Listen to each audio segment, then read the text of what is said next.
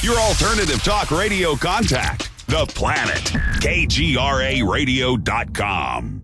With infinite complacence, people went to and fro over the earth about their little affairs, serene in the assurance of their dominion over this small, spinning fragment of solar driftwood, which by chance or design, man has inherited out of the dark mystery of time and space.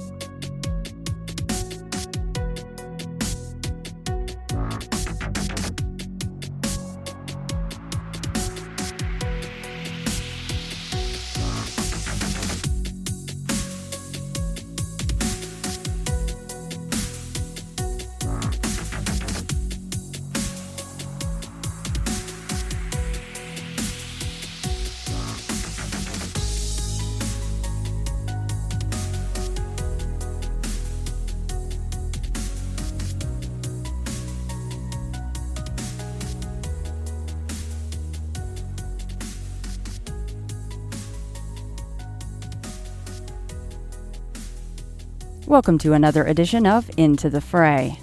First, thanks for being here. If you enjoy ITF, please rate and review it in Apple Podcasts. This helps others find it, which turns into more people with encounters for me to interview. If you'd like more content than the free weekly edition, go to intothefrayradio.com and click Become an Insider. It's only $4.99 a month or $54 for an entire year. And if you have an encounter you'd like to share, email me at shannon@intothefrayradio.com. My first book, Beyond the Fray Bigfoot, co-authored with best-selling author G. Michael Hoff, is available on Amazon in both paperback and Kindle editions. Once you're finished, please take a moment to leave a rating and review. For signed and personalized copies, send $19.99 via PayPal, free shipping within the U.S. only, to beyondthefrayllc@gmail.com. Besides Beyond the Fray Bigfoot, we now have Beyond the Fray PARAMALGAMATION up for pre-order on Amazon right now. As hinted in the title, of course, it is paranormal stories. All kinds of them. It is an amalgamation. They are extremely difficult to classify in any one category of the paranormal. What is wonderful about this book, it is some of my favorites from the show, plus many will be included that you will have not heard on the show. And if you have any encounters that you'd like in an upcoming volume of Beyond the Fray, shoot me an email, shannon@intothefrayradio.com, or you can even just open your smartphone, talk into any kind of recording app, and email me that file. Be as detailed as you can in your story, of course. Any questions? Again, just email me, shannon@intothefrayradio.com. And last but not least, Jeff and I have created Beyond the Fray Publishing. So, if you've got a book you'd like us to publish for you, send us an email at info@beyondthefraypublishing.com. For general questions and information on us, visit our website, beyondthefraypublishing.com.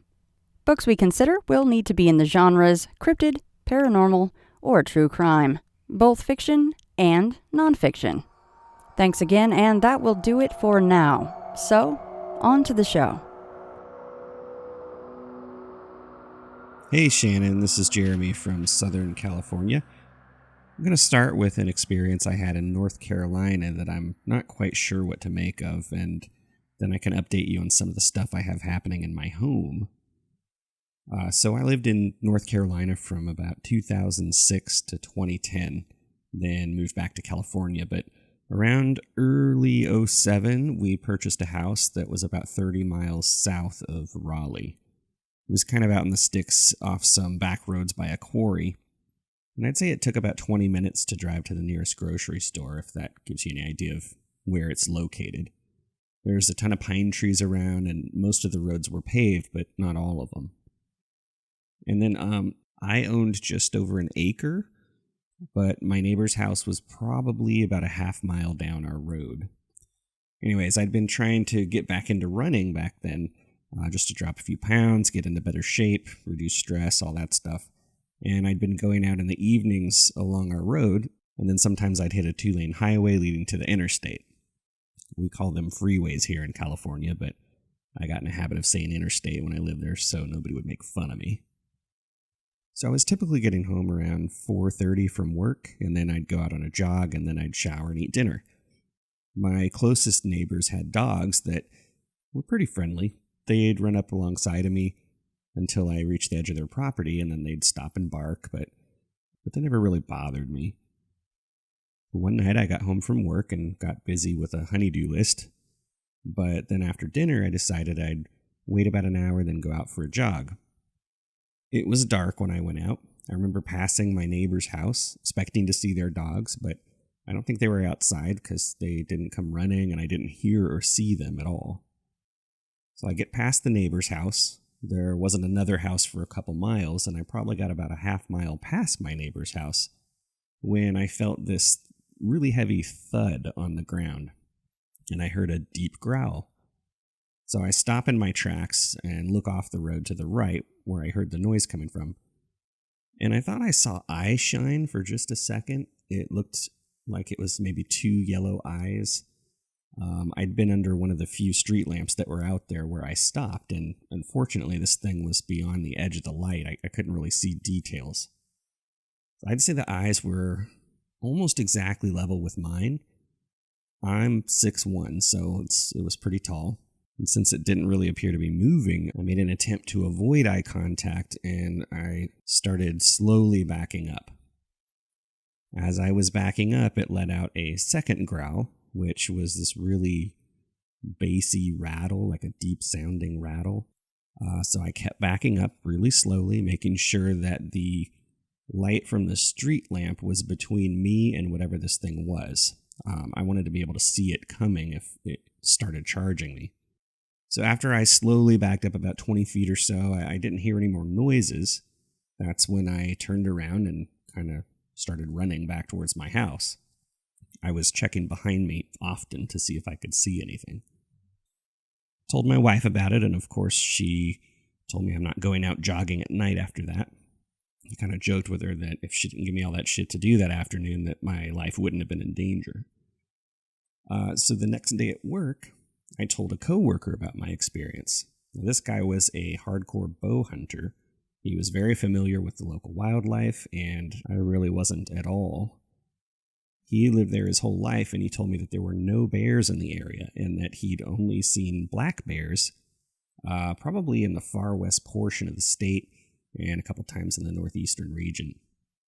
He asked me what it sounded like, and he basically didn't know any type of animal that would make that sound. I personally don't think it sounded like a bear. I just thought that the way I could feel a thud on the ground made it seem like something heavy, or at least as heavy as a bear. I remember camping in Yosemite one year in high school, and walking to the campground restrooms after dark, and I passed a garbage bin. As soon as I passed that bin, I felt a very similar thud behind me, and I turned around and saw, no less than 10 feet from me, a very large bear running away into the apple orchard. So it apparently had been inside the bin when I passed by. I about crapped my pants when that happened, but it's the only experience I really had to compare it to. Of course, there were deer in the area, which was probably the next largest animal. And there were also bobcats, which could be pretty vocal. I thought the eyes were a little farther separated than it would be for a bobcat in a tree. And they also make this really distinct sound that's pretty recognizable. If you've never heard a bobcat, you could look it up on YouTube and hear that sound. So I'm not sure what it was, but I did not venture far from my house after that night. I'd love to hear any listener comments, or if anyone's familiar with the area, if you can think of anything else that it could have been. So I also want to update you on the things that are happening in my house. I gave you an audio clip for your 200th episode that mentioned a lot of these things, but as I mentioned previously, I was keeping a Google Doc of these things that had been occurring with times, dates, descriptions, and who witnessed them. Back in August 2019 is when I sent you the original recording, and it was 5 pages back then. It's now up to nearly 8 pages with 11 font text, and I actually stopped documenting a couple months back. So we've had some additional things go missing in the house. The latest thing was a pair of scissors that we saw just before Christmas. We only noticed them missing really because we went to wrap some presents. These actually reappeared in our medicine cabinet in my bathroom, which was kind of the oddest place. They barely even fit in there. We've also had additional kitchenware go missing. All of our glassware is now gone. The only thing we have to drink from is coffee mugs. We only have about 2 forks left from our original set. All of our bowls are also gone, as well as all of our Tupperware. Since then, we've bought some cheap stuff that we don't mind going missing if it happens to disappear. I have also seen one apparition since that last submission to you. My wife has seen one, and my daughter has seen a couple things. Now, my daughter has a full-length mirror on her closet door. She says she saw a shadow figure in the mirror when she closed her closet, as well as what I think is the same black blob-looking thing that my wife saw dart under her bed. My wife saw another blue mist in the shape of a person in our kitchen in the middle of the day. She even called me at work to let me know so I could document it for that one. And the apparition I saw looked just like a person. I wasn't even sure it was an apparition at first. This happened on a Saturday morning. I had just gotten out of the shower and my wife had gone into the kitchen to make breakfast. I should mention the only pattern for days or times that I've noticed these things so far on the log I was keeping is Saturday mornings. Everything else is pretty sporadic. Anyways, I was brushing my teeth right after I got out of the shower, and in the mirror, I saw a woman with straight, dirty blonde hair walk into my bedroom and stop. Now, I hadn't really looked at her in the mirror until she stopped because, out of the corner of my eye, I just thought it was my wife. As soon as I looked at her in the mirror and noticed that it didn't look like my wife or my daughter, she turned around and walked back out of the room. I did not see her face because she turned away from me before leaving. So I walked as quickly as I could to my bedroom doorway. I peeked my head out where I could see down the hallway and I could see my wife down in the kitchen. I wasn't dressed yet, so I just asked her if she had come in the room or if my daughter possibly had. She said that she had not, and my daughter was still asleep with her door closed. So this woman was probably 5'7" or 5'8", so much taller than my wife or daughter. My wife's 5'2", and my daughter's about 5 even. Her hair was also darker than my wife's. My wife's pretty light blonde, but it was lighter than my daughter's, who has really long, dark brown hair. So yeah, those are some interesting updates.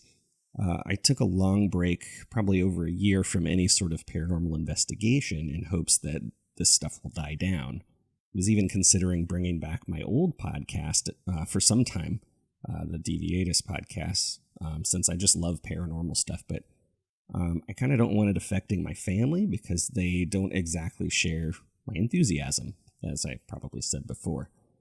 I started my fiction podcast that I previously told you about, The Storage Papers, which deals with paranormal things, but I make sure not to mention personal experiences there. So I don't know if even talking fiction about this stuff is keeping it going. I don't feel like taking a break from all of it really made a difference. In case any listeners are wondering, I have set up full spectrum cameras and audio recorders. Now, that's about all my wife will let me do. She doesn't want me interacting with it or doing a full investigation for fear that it might make things worse. And I kind of agree with her. I don't want the activity to pick up to scare her or my kids, but while I haven't really gotten anything on video, I do have a couple EVPs I've caught, but haven't really been able to make out what they say. Now, usually I'll just leave a recorder running for 8-9 hours on my nightstand. If you remember from my last submission, I hear a female voice saying, "Jeremy," in the middle of the night, quite often. I'm not sure how well these EVPs would translate over a podcast, but I can send them to you if you'd like to hear them. I also stopped logging things on the Google Doc a few months ago. Things just continue to happen about, I'd say, once a week on average, but we go through times where it's like daily for a couple of weeks, and times where it might be a couple of weeks between incidents. Still relatively active, in my opinion, but that's all I have for updates. If you have any questions, let me know. Thanks for letting me share again. I certainly hope you can use this. Keep up the great work on the show, Shannon. I'll talk to you later. My name is Carlos. I've had a bunch of experiences, but I'm calling about one that fell in between the lines. I live in North Jersey, on the border of New York State, and this happened maybe 5 years ago. I live next to a forest. It's pretty big. It's a nature reserve, and me and my buddies were outside. We had a fire pit.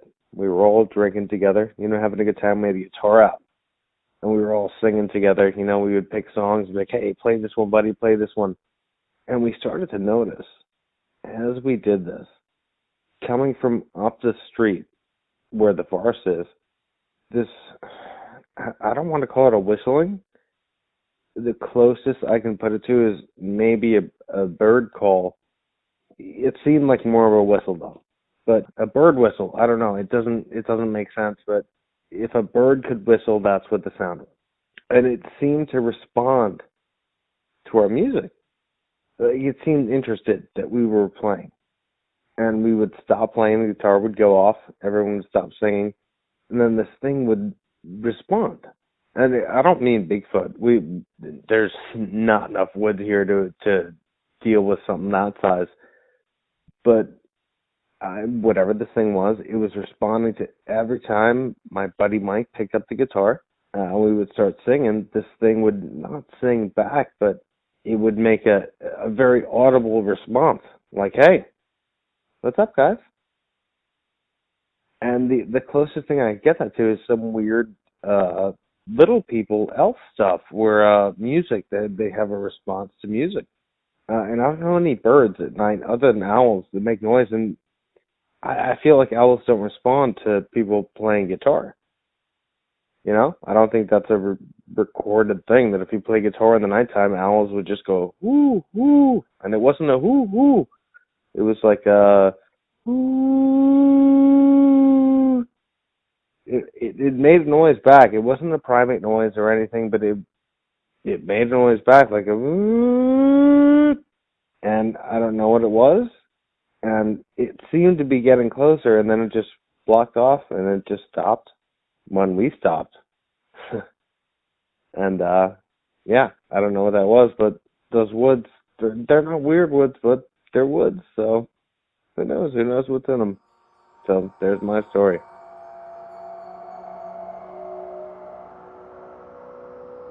So on our last chat, we've already covered, and that is episode 233 for everybody. You can go check out Roy's first visit with me. And in that chat, we've already covered a lot. We covered shapeshifting, Dogman, some magic stuff, and of course some very extraordinary abilities that you possess. But we are back for part 2 because there were some things that you listed in your initial contact to me that we did not get to. And some of that is, of course, some FRAY stuff, which I'm very excited about. And you also mentioned aliens. So I don't know where you wanted to start, and that is totally up to you, Roy.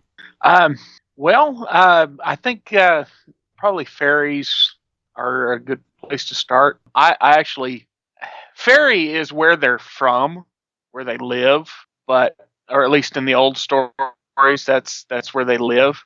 And they tend not to like it when you call them fairies, but I don't care. So, Is that because you have a certain feeling about them? You don't respect them, or?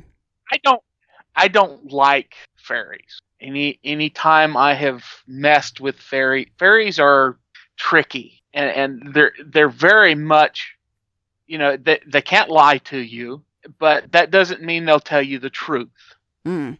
And you know how that is. You can lie to you can tell somebody the truth and it be technically true, and you don't actually get the truth. And most of them can't kill people. I mean, there are some, like the huntsman that leads the wild hunt. That's a whole different class of. Unfortunately, the word fairy covers so many entities. There are so many kinds of fae. You have the fairy courts, you have wild fae, and then you have some independent fae. Now, what is an independent fae? Well, they are powerful enough that they have their own realms, that they're not associated with one of the fairy courts. And of course, anybody that is familiar with any of the stories, this is gonna sound like I'm pulling it whole cloth from stuff, which some of it is from the story, some of it is from my own experiences. But you have the fairy court, summer and winter, and they're set up in a matriarchal society. Each have their queens, and they're a triple entity, and I'm not sure if they are separate or the same, and it's just different aspects of them. You have the maiden, the mother, and the crone. Notice I am not saying names. I could name you some fae, and I'm not going to do it. And why is that? Well, they tend to know their names, and if you say them enough times, usually the number associated with it is 3. If you say it in the right way at the right time with the right power behind it, they hear it, and then they will come and start to mess with you. Well, yeah. A lot of the more powerful fae don't like it. A lot of the more powerful, the she, they don't like it. Because it's like a phone ringing in the background. And one of the things I've talked to people about that you hear from some of the fairy apologists is that they're nice and they're airy and and they're so sweet and good and they can't really harm you. The problem with the word harm is things that they think are funny. They are semi-immortal beings, and things that would just be a funny prank to them could hurt us. One example that I've given is my gremlins, my family gremlins, and I say they're family gremlins because they've been with my family as far as I can remember, and there's stories from my parents of them doing things from their childhood. So I don't think putting the milk out by the front door would do anything with them. They're tied to my family somehow. Okay, because I have heard that before, that you put the saucer of milk out by the door that you use the most, right? And then that will appease them. So for you guys, that would not work at all. I don't think so. And at this point, like I said in my message to you about that, I don't. They've been a part of my life for so long. For them to be gone would be weird. So are those gremlins part of the fae then? Is a gremlin a fae? Yes. They're little trickster spirits. They mess with stuff. They'll steal your stuff. And of course, I call them gremlins because that's what fits for what they do. What do they look like?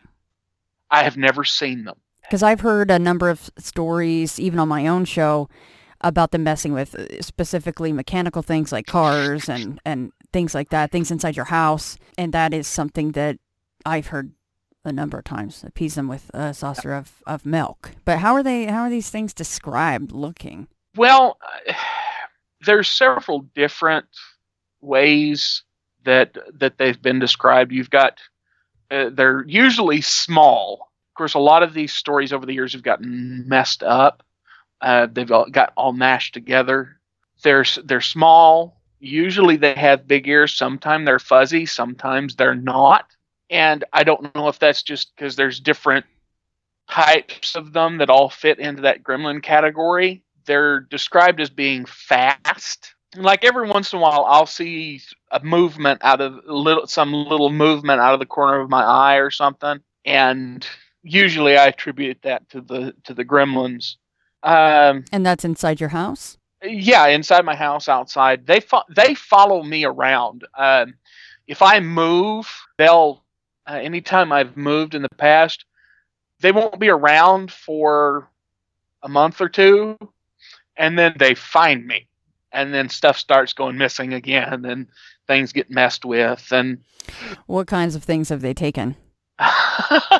Everything from car keys to stockings. They will, anything that you think might be important, they Oh, will boy. take it. And used to, I would play. You'd play and they think it's a game. They treat it like it's a game, and they take stuff and they'll hide it somewhere. And as I've gotten older, I've gone, okay, guys, I need my car keys. I want them back where they were supposed to be. And I will turn my back on whatever spot that it was and tell them that, and then turn around, and most of the time it will be back where it was. That quickly. Yes. You don't hear anything. You turn your back. No, because no. you've said it out loud. Bring my stuff back. You turn around and boom, it's back. Yeah. But usually it's, I'm done playing. I don't have enough time for this. Right. I mean, does gloves a couple times. Well, does that freak you out? And something that after we chatted last time, I said, thank you so much for, coming on. Your stories really are sticking with me. They're fantastic. And you're like, well, to me, it's not, because it's just my life. It's just normal for me, which I get, of course, but not on a personal level. But I get that. But doesn't that sometimes freak you out, that it's that quick and that strong of a thing for you to, you say it out loud and you're like, bring my stuff back, and boom, it's back? Well, see, not really. It's that's one of those things. I mean, if you'd say you lived somewhere where it had never rained, and you went somewhere, or the better example is snow. I know people that had never seen snow. They moved to Arkansas or somewhere else that has snow, and it snows, and they freak completely out. And for me, snow is not that big a deal. Right. But for them, that's something crazy and wonderful and scary. But said it's been part of my life as far back as I can remember. Right. So obviously the car keys is something different, because you said also, I remember you saying, when it came to these things, taking various items, that the second you would just go and buy a new one, then the old set or the old whatever would show up. But car keys are a little different, because that would take a lot more time to replace and figure out how to do that, right? So was it, in fact, the set of car keys then that you're like, look, I don't have time to go and, go to the dealership or get online and wait for a new car keys to come. I need these back. Like, it's not something simple like you said, like a pair of socks or something that you can just replace. Yeah, I've that is one of the things that I've done that with. But it's stuff that I've had them take my wallet and my phone before. Take one shoe. And you're just like, come on, God, I don't that would have drive me a pair of nuts. shoes. Bring me back. And they'll bring it back. And yeah, usually they bring it back immediately. Every once in a while I have to hunt around, and they'll put it somewhere weird. And that's one of the things where, that you go, it's not just, I don't remember where I put it. Yeah. Right. It's usually somewhere, like they've had, Mom lost, they stole one of my mother's set of keys one time, and she looked and she looked and she looked, and we didn't find it until winter, when she stuck her hand in my dad's winter coat in one of the pockets, and her keys were in the pocket of my dad's winter coat. Well, and he'd probably put that on how many, maybe even hundreds of times, right? Going in and out of the house. Well, nobody had put it because it was like summer. It was summer, early fall. Gotcha. Did that, and they were in there because there's no reason for us to have put them in there at that time. Another one with the keys is they took my dad's keys, and they were gone for months, probably almost a year, and he had replaced all of the keys. He won't tell you that if Mom and I start talking about this stuff, he'll just roll his eyes at us and just like, even though this stuff happens around him all the time, he's very rational and just, no, nothing. It's I lost them. But he lost his keys. They were gone for most of a year, and he finds them. I mean, we looked everywhere. We raked the driveway. He finds them on top of a 5-gallon bucket in one of the carports full of stuff, and they were on top. And he goes, I looked in those buckets. I dug around in them. They were not there. They were not there. And that's the only time he's admitted that maybe that was right. That something else is going on. Yeah. Like he's a dowser. I've seen him find sewer pipes in somebody's yard with 2 pieces of copper wire. He found when they were living out in the country, he found water their wells for them. And when the well driller come out, he said, well, what about these places here? And he goes, yeah, there's water there, but this one here will be better. Of course, out here in the country, you had some well diggers that were dowsers a lot longer than you did somewhere, more civilized, but how he explains that away. He saw a documentary on the science behind dowsing for water. So in his mind, that's not something extraordinary. He's just, oh yeah, I figured out how to do it. So are these things invisible? Like if you had a camera going when you asked for your keys to come back and you turn the other way and then you turn back, if you had a camera running, would you be able to catch one of those or more of those things bringing your keys back? See, I don't know. They can be invisible, and I don't know if it's more apportation where they're jerking it through the veil and moving it that way. I don't know if they're actually even here physically. See, and I've had the other part of that is I'm kind of the opinion if they don't want to be seen, you won't see them no matter what you do, if you have a camera running or what. And that goes back to the last time we talked about glamours. Fairies can do stuff like that. And it's not always messing with your mind and making you react a certain way, like your eyes slide off. Sometimes being invisible is your eyes sliding off of something. You just can't look at it. Mm-hmm. Can't focus on it. I've had that happen to me a couple times where something goes and you're looking and all of a sudden you're looking over somewhere else. And me, I've kind of got myself trained where I'm like, okay, wait a minute, something happened there. Let's go back and actually look at that. And I've seen some weird stuff doing that. But you're like, I was talking about what's funny for them, what's a joke and harmless for them might be bad for us. They took the lug nuts off of one of my cars. Off of just one wheel or all of them? And just one wheel. And how I knew it wasn't something, they just come loose. I had changed that tire and wheel the day before, and I always over tighten my lug nuts just a little bit, just so, because it rattles around, it's going to loosen up a little bit there at first anyway. But they took all of them off, and I am turning around really slow, and the wheel comes off and rolls over and flops down. Oh God! And all of the lug nuts are laying in a pile next to the car. And if I'd have been going more than 2 miles an hour, nose of your car, the front wheel of the car comes off and you nose into the ground and it flips the car.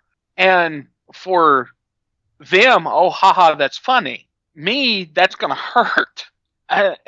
And it's random stuff like that.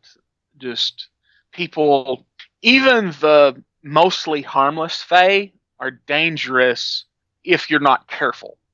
So what other kinds of fae have you come in contact with? Well, I've come in contact with the high fae, the she, and I've come in, like water sprites and stuff like that. See, and this is one where you were talking about the last time, whether I was worried about talking about some of this stuff. Mm-hmm. And this one where I think talking about it might stir some stuff up. But, I mean, the gremlins are mostly harmless. I can deal with them. No, I understand that because I don't know if you've caught some of Pam's episodes, but she specifically comes on to talk about the Fae. And at one point, I was on recording with her, and she had to let the dog outside, and she mostly would see these things outside in her backyard in the trees and stuff. And she said, I have to let the dog out. Can we just take a break for a minute, because I'm going to open the door, and I don't want to be talking about these things. So, because I'm going to open the door, I don't want them to hear us or hear me talking about them. So I totally understand that side of it. Well, and people have forgotten a lot of the cautionary tales of this stuff. And you get people that go, well, you told your kids there was a boogeyman because the woods were dangerous. Well, you also told them this stuff because there are things in the dark. I mean, modern humanity huddles in its little circles of light and rocks back and forth and goes, there's nothing in the dark, there's nothing in the dark, and there's nothing in the dark. But if you look at the numbers, you look at missing 411, you look at crime rates and disappearances and murder rates, and stuff is strange. The numbers are way higher than what you would think. And I can't give you any specifics because I haven't actually looked at any of that stuff for years. But it's weird. So do you think that some of the missing 411 stuff, or possibly all of it, is attributed to Fae type activity? Well, no. I think some of it is. I think some of it is, but I think some of it is Bigfoot, maybe other cryptids. Some of it is just wildlife, people walking off and going out in the woods when they ought not to. Modern man is not set up for going and walking out in the woods most of the time. Unless you know what you're doing, you really shouldn't get off out into the woods. Oh yeah, we're not. Far. We think we're bad at the bone, but we're not that equipped most of the time. Let's just face that. So out of the high fae, the she, and the water sprites, and this is no pressure at all, of course, but I know people, they love specifics, and I mean, so do I. So out of any of those, are you willing to share, either what any of those look like, what they do, or have you actually come in contact with any of them? And that's only if you're willing to share, of course. Well, a lot of them look like people almost. If you saw them walking down the street, truthfully, there's a lot of stuff, supernatural things that we think are people that aren't people, that are walking among us wearing a human's face. But I mean, do you personally see that? Sometimes. I am not blessed or cursed like your other guests, like Pam, that I see it all the time, that it's always on. Every once in a while I'll catch a glimpse of something. And some of that is, I think, subconsciously I may see it, but my subconscious is protecting me. Our subconscious protects us from a lot of stuff. But I don't go out of my way to try and see some of that stuff, because a lot of things, if you see it, it knows you see it. Mm-hmm. And especially if you're focusing on it. Like Pam, I think she's got an ability that kind of glosses over some of that. She's not focusing on them. So, but she said if she had said something, if she had drawn attention to that she could see them, that they would then know she could see them. Right. As long as she's not calling attention to it, they don't seem to notice her. She would feel like there would be repercussions for her noticing them.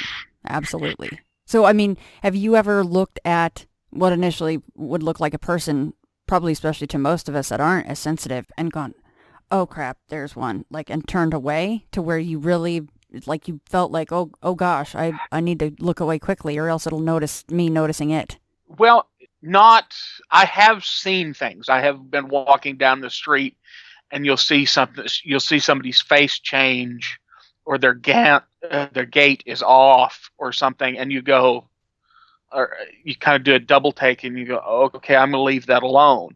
And some of it is, okay, I don't have the time to deal with this, and the other part of it is, if I attack this person in the middle of downtown, I'm the one that's going to get in trouble, not this thing, because nobody else, and then I'm going to get locked up in a rubber room. You know, I've seen fairies like that. I've also seen vampires like that walking around bold as brass in New Orleans. And I'm not talking about sanguinists or something. I'm talking about walking corpses. These people are dead. That's not a human anymore. And that's one thing we talked about the last time that I kind of, after I thought about it, it felt like I had sidestepped that question. But yeah, there's stuff walking around that we really ought not to poke. And even I could take care of myself if I had to. It's just one of those things where I'm not sure I want to test that.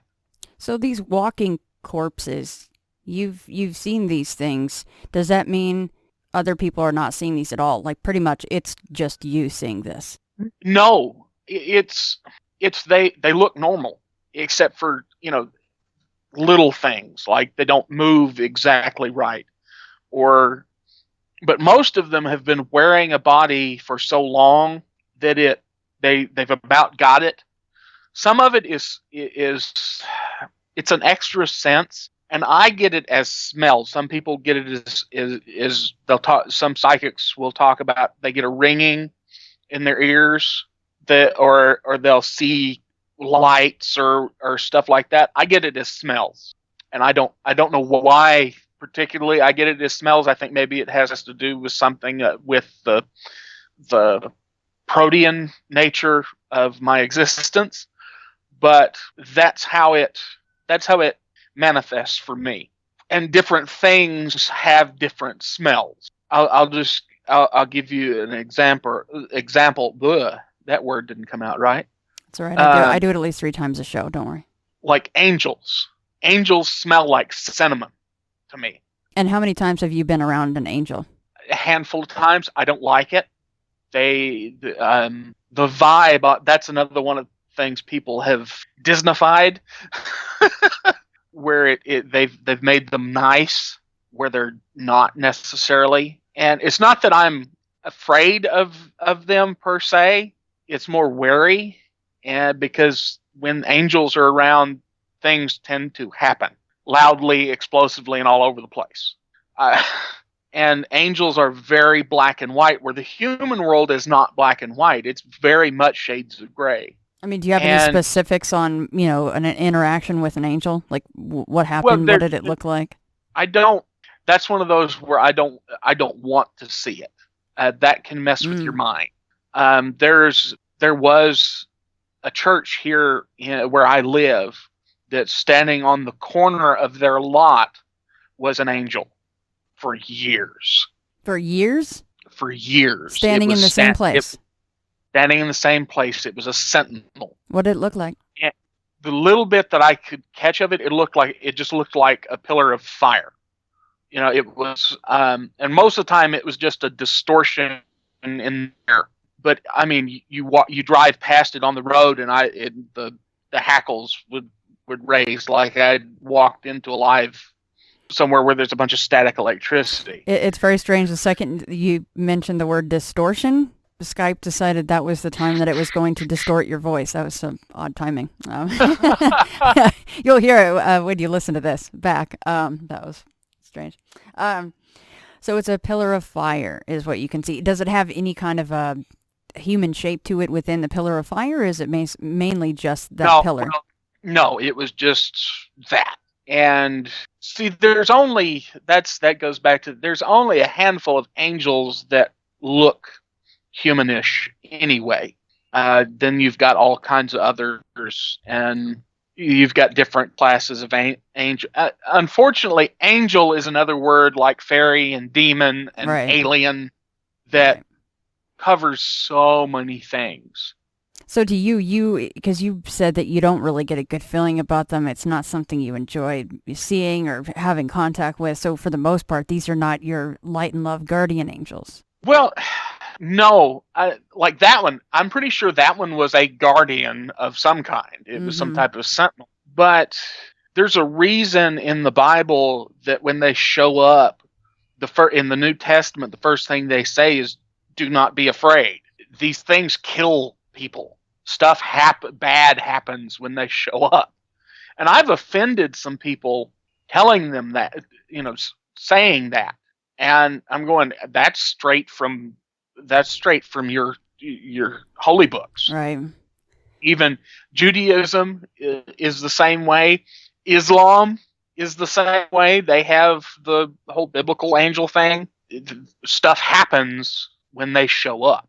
And I know we got off of the fairies, and I tend to have ADHD conversations. That's all right. That's what the show is built on. That's all right. Seriously, that's what it's built on. I love tangents. So, well, and you've already said it. I've said it 1,000 times. All these things tie together a little bit, don't they? So yeah. And a lot of times I think that it's the feelings that people get towards things, but also it's what you've learned, especially you personally, from when you were young, that some things you talk about, other things you completely ignore. Like it just seems like you're very indoctrinated. I mean, obviously, especially at this point, but it's like you just kind of knew, even when you were younger, what you should mess with and talk about and what you shouldn't. Well, I think a lot of that is, like I said, our subconscious protects us from a lot of things. Yeah.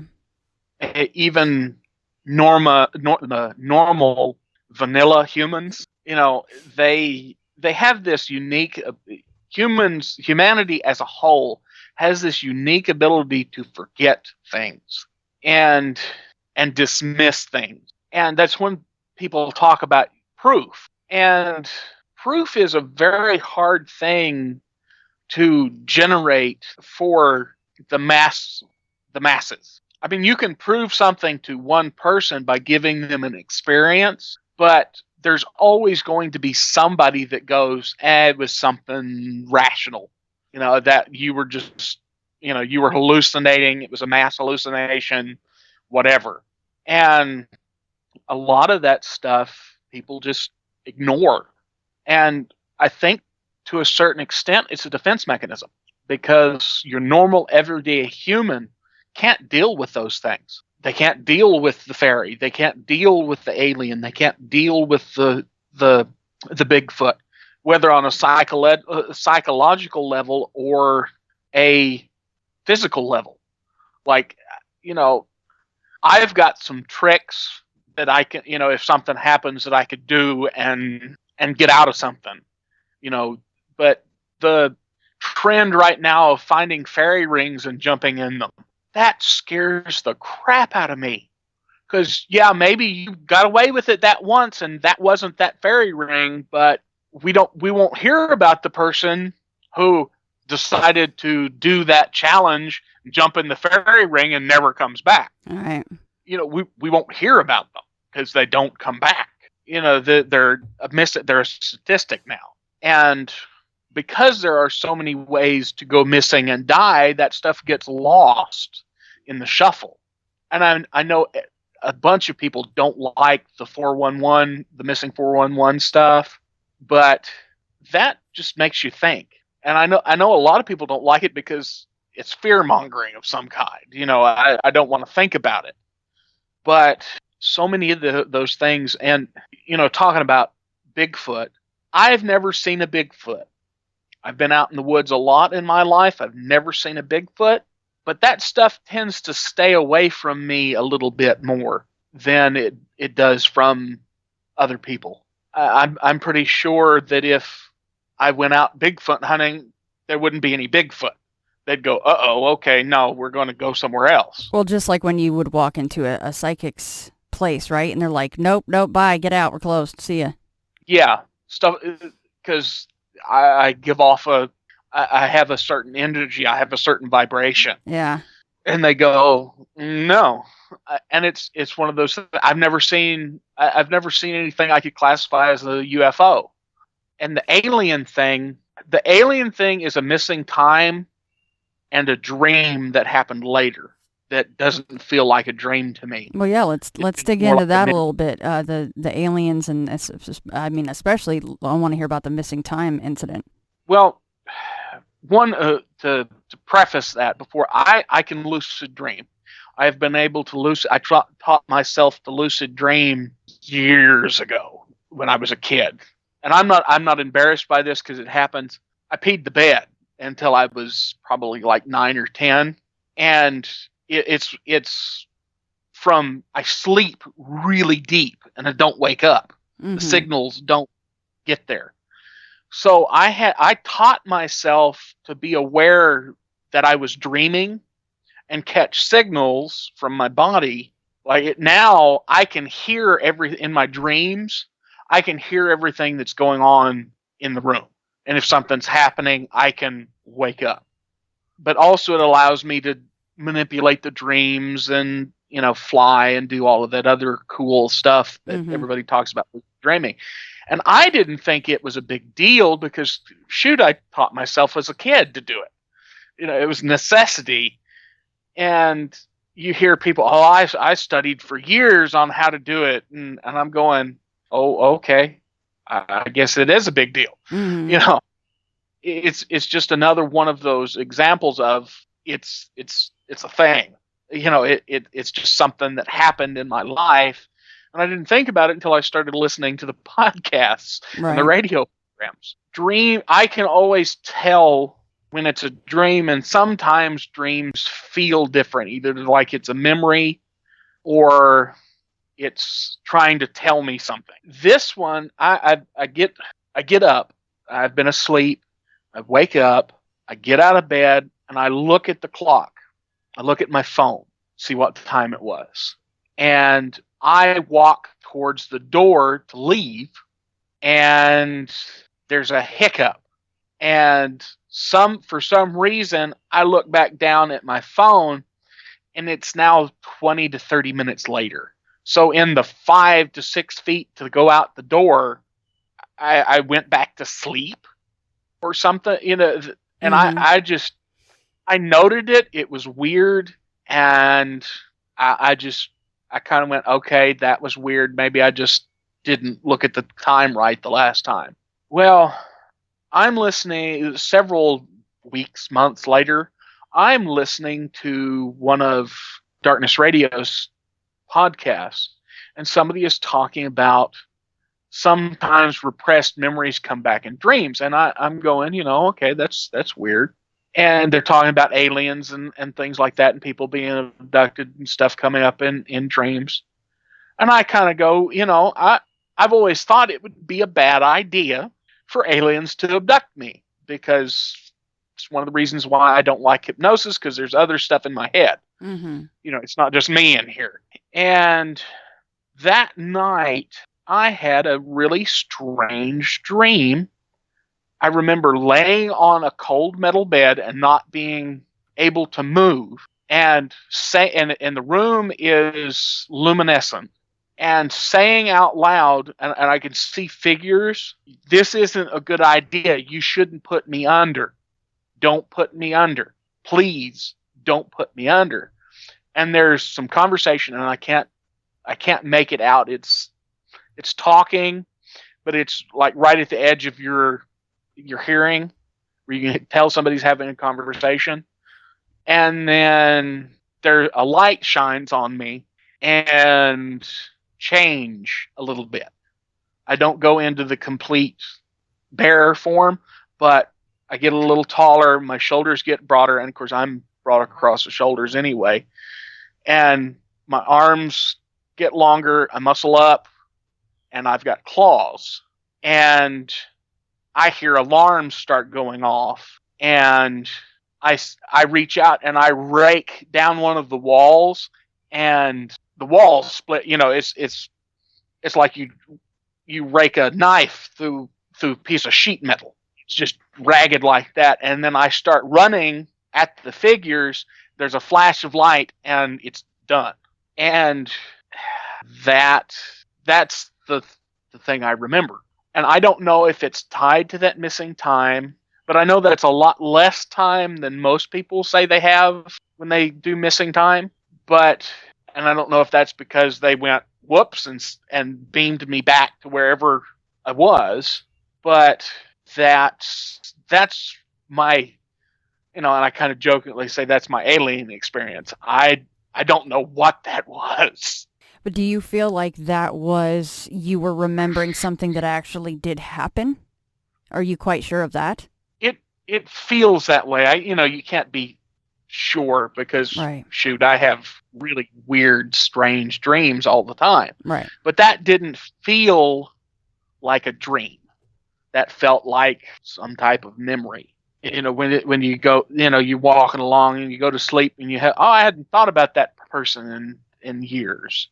Or, I remember going to that place now when you wake up. That's what it felt like. It felt like, oh, I just remembered that now. Okay. And there's a lot of that is just, that's strange. Even that, to me, that one was strange even to me. Would you want to know if that was actually true or not? Or are you happy kind of being like, well, I'm not 100% sure that actually happened? Well, yeah, I'd like to know, but without, getting beamed back up to an alien spaceship, I don't know if there's any way to know that. Like I said, I have thought about regression for different stuff. Go have a conversation with my subconscious and go, dude, really? There's the whole thing of what happens when I do that. Yeah. I've always thought that there's some part of me that goes, that's not a good idea. That's not a good idea to go do that. Because what happens if somebody else, one of the other things in my head take control, and the two other things in my head aren't nice. People tell me I'm an asshole. But that's something completely different. Yeah. Well, are there any other experiences you want to share before we wrap up here? Well, I've kind of got a funny one that. It goes back. I'm living with a friend of mine and his wife, and I'm sitting in the living room, and she starts cussing in their bedroom. And she comes out and she goes, "They took my stockings. Tell them to give me my stockings back. They took them," and she's mad at me. And I go, "Okay, guys, put the stockings back. Don't play with her. She's not part of the game. Just give her stockings back." By the time she turns around and goes back into her room, I hear her holler again. They're laying on the bed where she put them. Oh, God. Just out in plain sight. And did that freak her out? Yeah. But like I said, weird stuff happens around me all the time. But how long had you been living with them to where she kind of knew it was attached to you because she came out, she was kind of mad at you, not really, but directing it at you. How long had you been there with him? She was mad at me. Oh, probably a couple months, but I'd known these people for years. Yeah. And they'd heard me talk about the gremlins and everything like that. And I hate to do this to you. I've got all kinds of stuff to talk about. I've investigated ghosts, and that's always a trip. I was part of a paranormal investigative team where I was their demonologist. And it was, and I know you'd like to keep it to an hour, and I don't want to keep coming back, but I can tell those stories. Why don't you pick like maybe one of the best ones from your paranormal and ghost hunting days, and maybe specifically if it's tied into, you kind of being the resident demonologist for the team. Well, this one for me was the fun, and I'm in the Dallas, Texas region at this point, and this was funny to me. I don't know if anybody else but this house we were going to go investigate. Stuff was happening. It was wild. Stuff would move, stuff would fly around, lights would go on and off, and it's poltergeist stuff. And the lead investigator, he goes out. He's talking to these people, and this stuff is happening while he's there. He's getting voices on the voice box. He's getting stuff coming through EVP, and he sees stuff flying around. We go, okay, we'll come, and we get there, and stuff is happening the entire time. We turn on, we get there, and he goes, about 2 minutes ago, everything stopped. We couldn't get anything. There was nothing there. There were no readings. There was nothing. Of course, you get close to me with one of those EMF meters, it goes off. I've had to tell people, no, don't use that while I'm in the room. You get a false positive. It's me you're picking up, not something else. And we pack up and we leave, and we get to the end of the street and turn off the street, and the people call him and say, it's doing it again. It's doing it again. And well, we turn around and we go back, and it stopped again. Well, did they kick you off the team after that? They're like, look, we can't do any investigations with you around. No, I said, well, I wanted to do an experiment.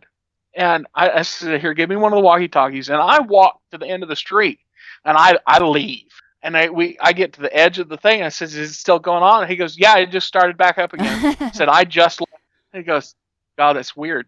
And they got some evidence. I come back, and I told them, I said, you've got to tell it. I don't think it's evil. I think you've got a trickster spirit or a poltergeist or something. But you've got to take ownership of your house. I mean, I can run them out. I can come in, run them out, and a day or two, it'll be back. And it'll probably be back worse because it just pissed them off. And you hear this over and over again. They come in, had a priest bless the house, and then a week later it's back and it's worse. And so many times people go from, oh, we've got a friendly, tricky ghost to, oh, it's a demon. No, you probably got a trickster spirit. It's not a demon. Yeah, people like to throw that D word around a lot.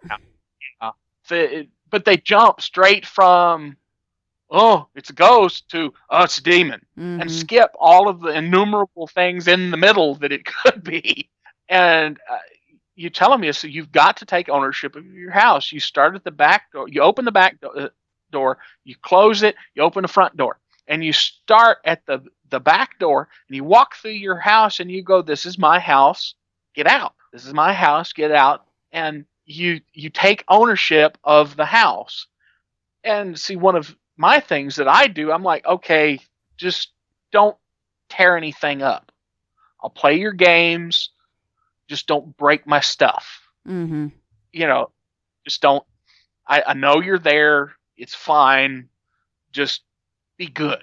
And because I don't want to, because a lot of times, and I know I don't know if that was on your show or somebody else's, sometimes these things are keeping something else out. Right. And you don't want to keep one thing out and get something else worse in. Yeah. Sometimes that happens. And I had a room that exploded around me. We're sitting there, we're doing an interview, and I was actually with the guy this time. And he goes, well, I don't think there's anything here. And I felt it. It feels like when a storm is about to build. And I kind of reach over him and start to say, don't say, and the room just explodes. Stuff flies off books. Books are flying everywhere.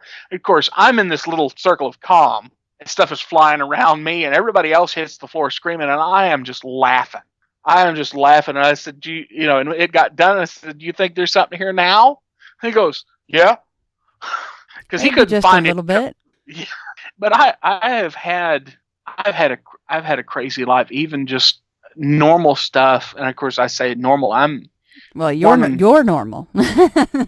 Your normal is a little different. I wish that I could just experience a little skosh of what you have. I think that would be incredible. And I do hope though that if you see that damn gorilla-sized dog at all, I would really like you to let me know, because that thing is fascinating and terrifying, of course. But I like I said, I see it every once in a while. I want to hear about it when you do. You got to hit me up on Messenger and let me know, because that thing is very curious to me.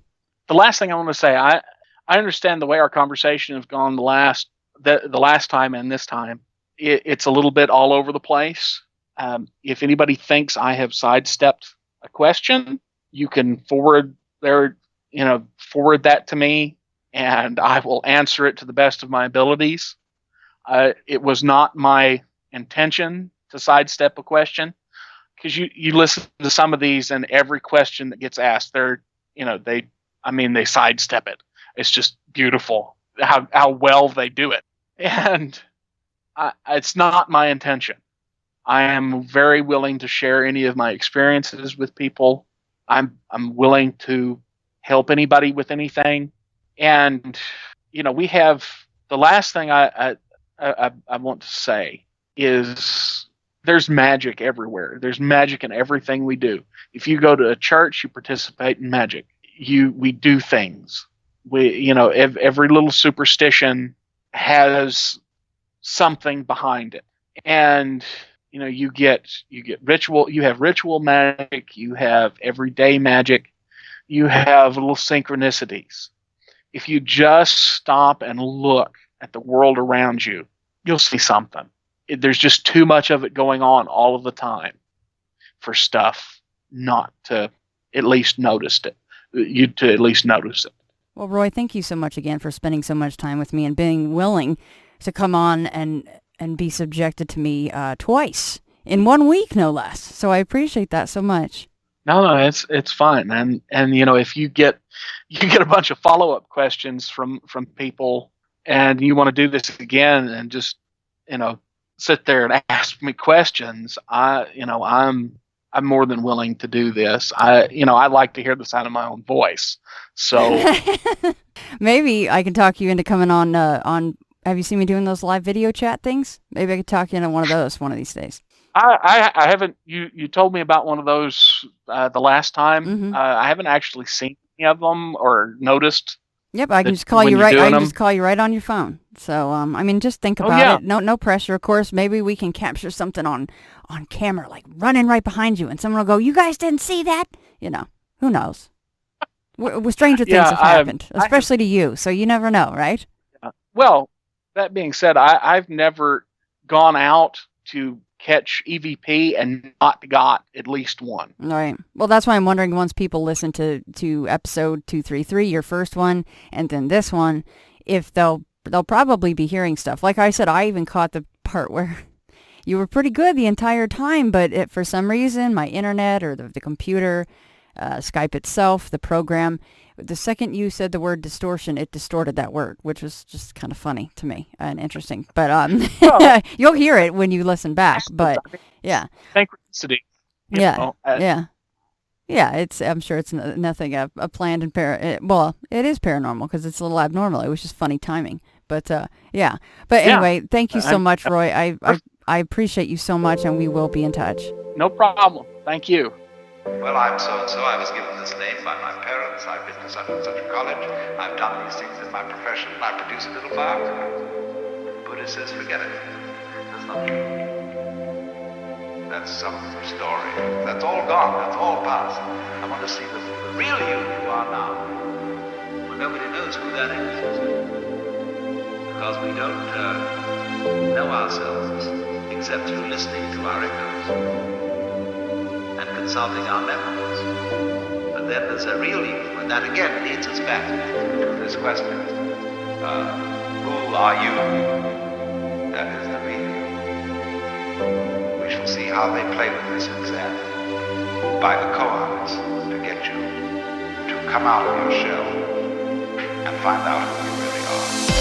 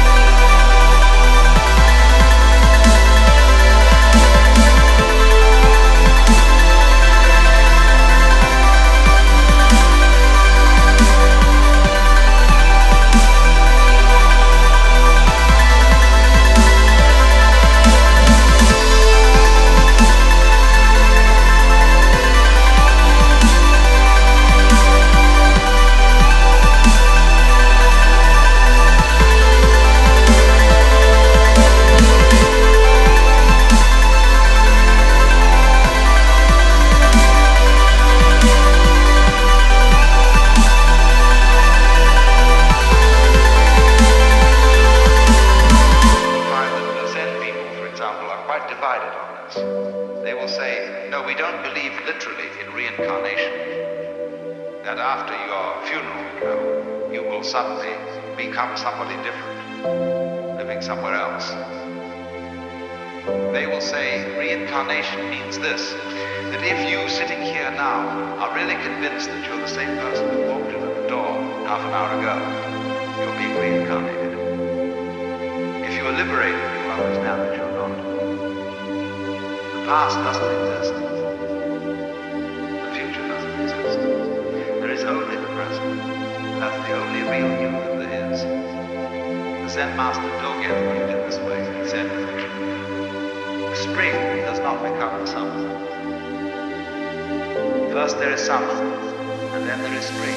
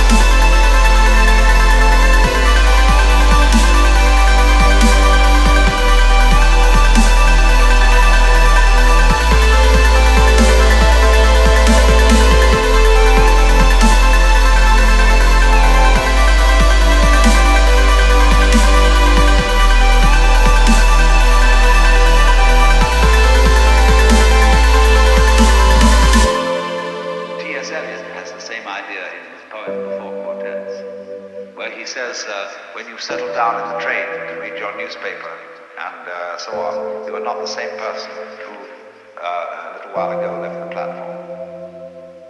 If you think you are linking your moments up in a chain. And this is what binds you to the wheel of birth and death. But when you know that every moment in which you are is the only moment, this comes into Zen. A master will say to somebody, get up and walk across the room. And he comes back and he says, where are your footprints? They've gone. So where are you? Who are you? When we are asked who we are, we usually give a kind of recitation of a history.